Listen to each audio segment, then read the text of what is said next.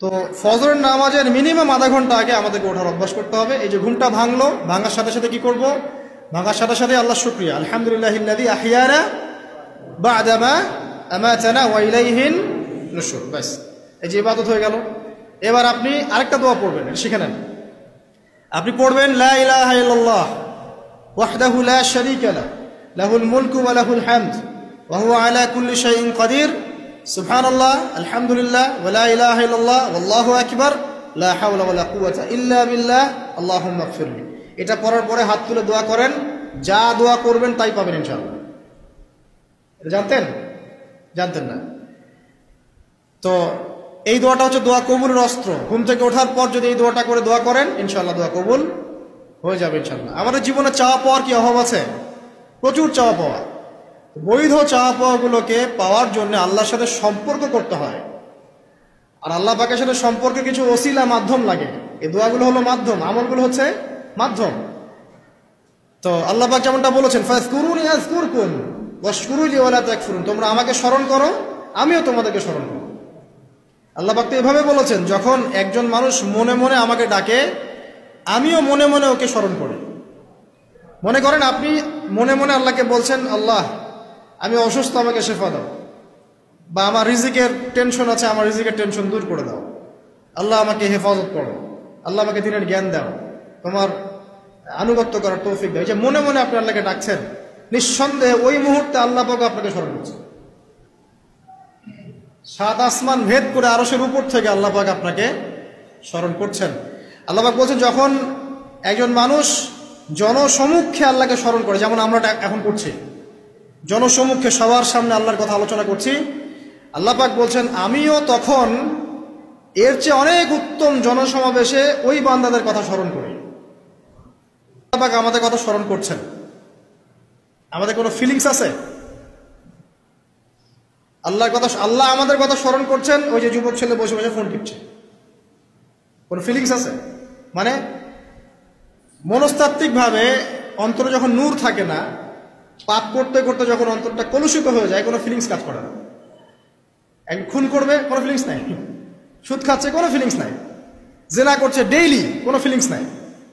দেখবেন ঘুষ নিচ্ছে, দুর্নীতি করছে, মানুষের সম্পদ আত্মসাৎ করছে, যাররা বলবেন ফিলিংসও নাই যে আমি একটা পাপ করছি। কখন এরকম হয় জানেন? যখন এক কথায়, যখন মানুষ পাপ করতে করতে করতে করতে, এই যে কলব বলে একটা কথা আছে, এই কলবের উপরে কালো কুৎসিত একটা মরিচা পড়ে যায়, তখন আর ফিলিংস কাজ করে না। তো ফিলিংস কাজ করানোর বুদ্ধি কি? দুইটা বুদ্ধি আছে। এক, বেশি বেশি কোরআন তেলাওয়াত করা, তাহলে অন্তরের মরিচা দূর হয়ে যাবে ইনশাআল্লাহ।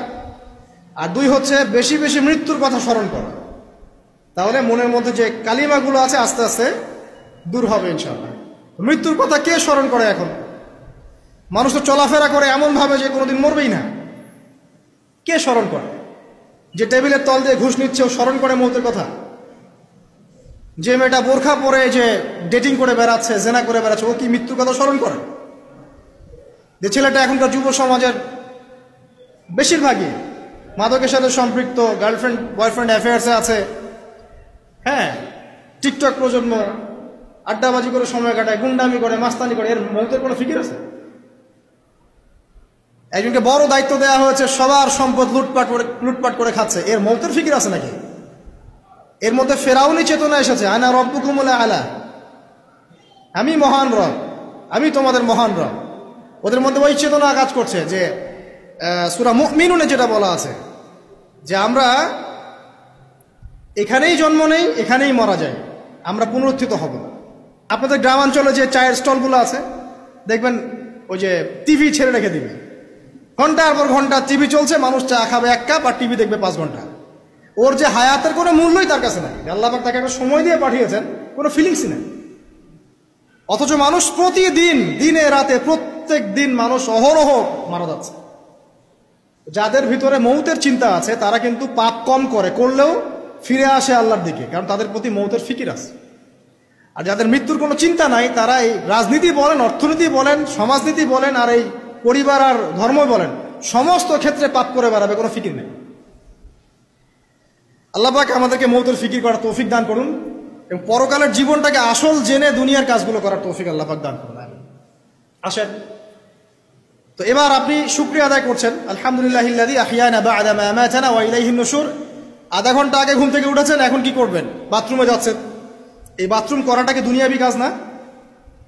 এই কাজটা ইবাদত হবে যদি আমি ঢোকার সময় বাম পা দিয়ে ঢুকি আর বলি, কি বলি? আল্লাহুম্মা ইন্নী আউযু বিকা মিনাল খুবসি ওয়াল খাবাইস। এখন বাথরুম করতে আপনার 10 মিনিট লাগুক আর 15 মিনিট লাগুক আর 5 মিনিট লাগুক, এই পুরো সময়টা নেকি পাবে না। সুবহানাল্লাহ। আর কি চাই? বের হব, এখন বের হওয়ার সময় কি বলবো? গুফরানাকা, নেকি পাচ্ছে।